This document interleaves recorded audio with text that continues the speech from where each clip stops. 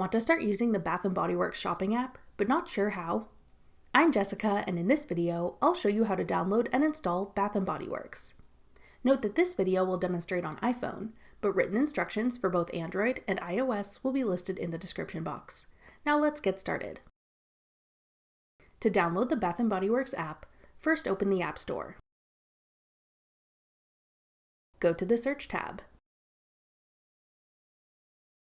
Then type in Bath & Body Works in the search bar. Tap Bath & Body Works when it appears in the search results. Then tap Get.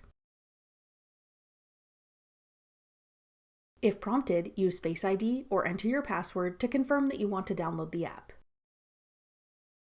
Wait for the installation to complete. Then tap Open to start shopping the Bath & Body Works app. That's all it takes to download Bath & Body Works. Want to try out another online shopping app? Check out this tutorial next. Click the video on your screen now to watch. Thanks for watching. If you found this video helpful, we'd love it if you'd hit the like button below and subscribe to our channel. We put out great new tech tutorials like this one every day.